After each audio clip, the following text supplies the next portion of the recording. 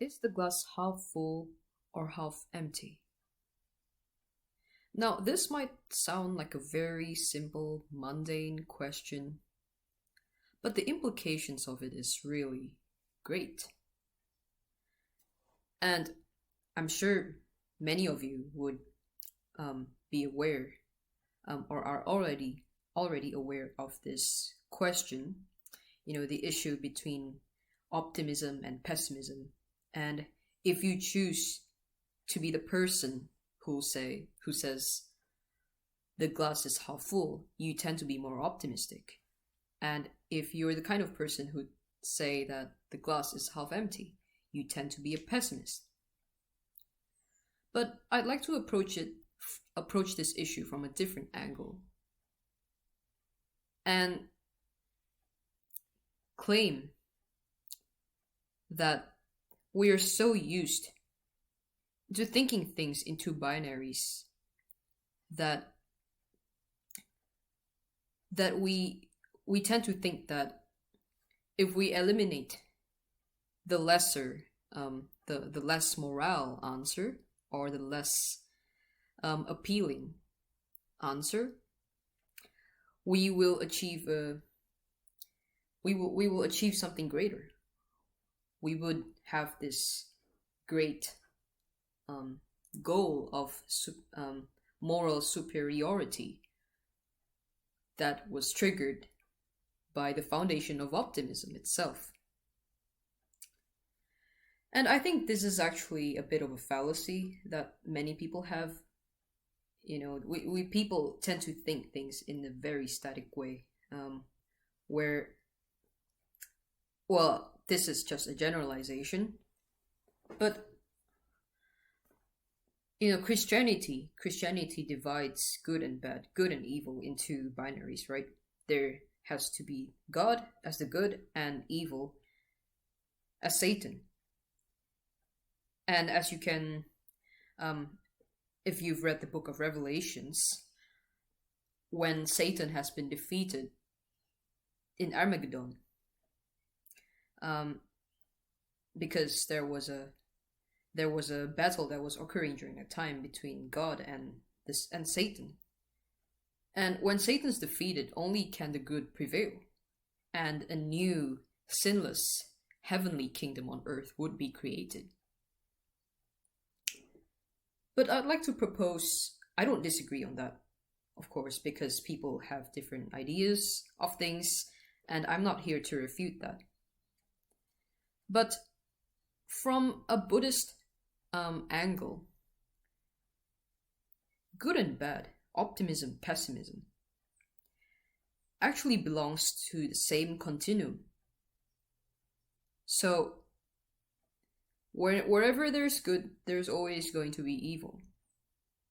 There's no such notion of duality, because duality in itself would actually disrupt unity.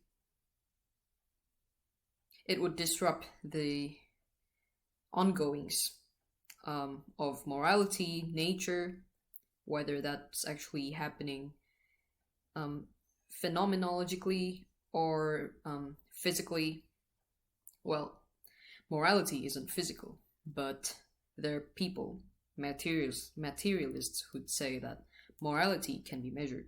Ideas, morals can be measured and divided, separated into different categories. This belongs to good and this belongs to bad. But how do we know that for sure? See, I don't have an answer to this. But the claim that good and bad belongs to the same continuum is equivalent to saying that total unity, I won't say total good because this doesn't have any emotional connotation to it. And in fact, when we label something as pessimistic, optimistic, good, or bad, immediately our minds place an emotional connotation into that reality itself, simply because of our finite capacities, that we are unable to experience reality as it is. what Kant, the philosopher Immanuel Kant, says, that we are placing imperatives onto things, and we're placing our ideals onto reality, that we can't actually grasp what reality is in itself, because we're so, as human beings, we're so deluded. And this is actually not to say that it's a bad thing, because it is our nature after all. Whether God is actually placed in or without context, we interpret, we discern the world through this lens, through illusions, you see, which is ever fleeting, because we can only measure physical things, but ideas, morals, good and bad, they can't be measured. But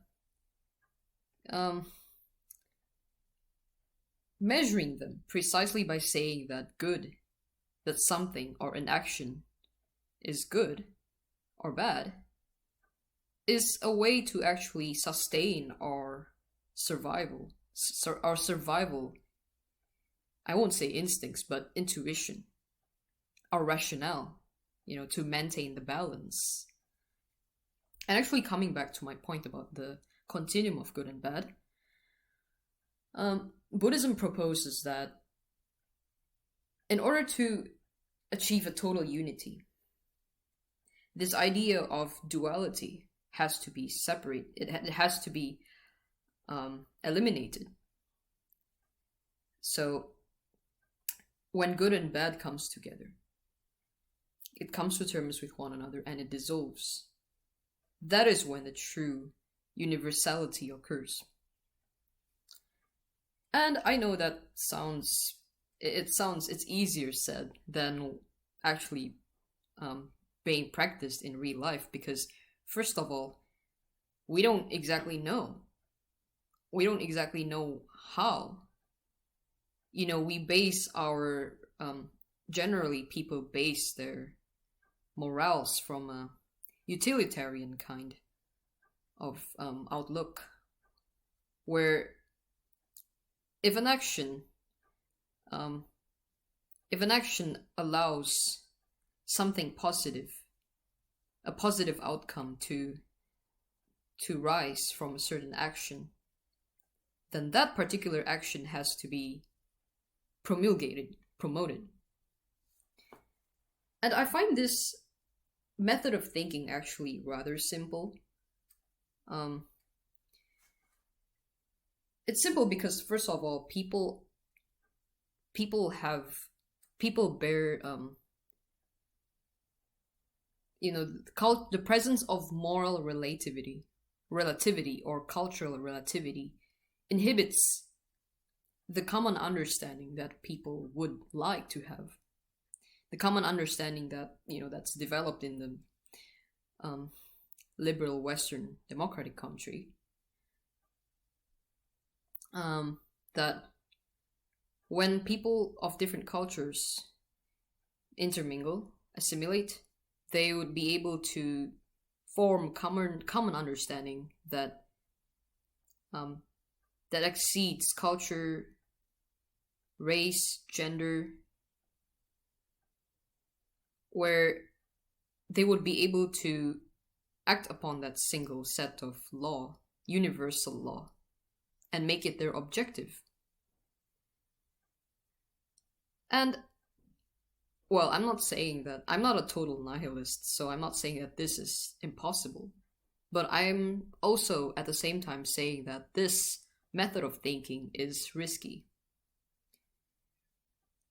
So,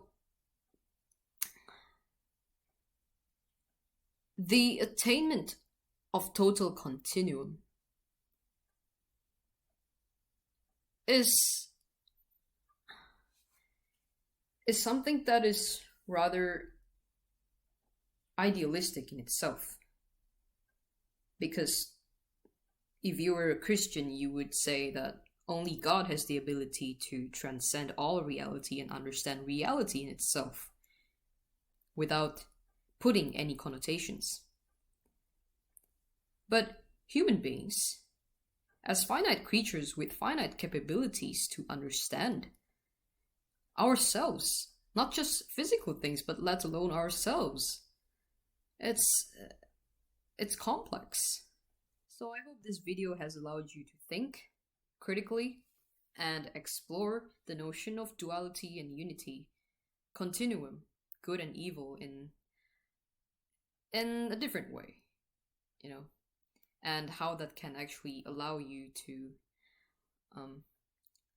view your outlook on things a little differently. So I hope you enjoyed that.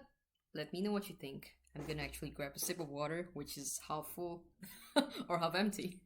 Sorry for being corny. Anyway, peace out.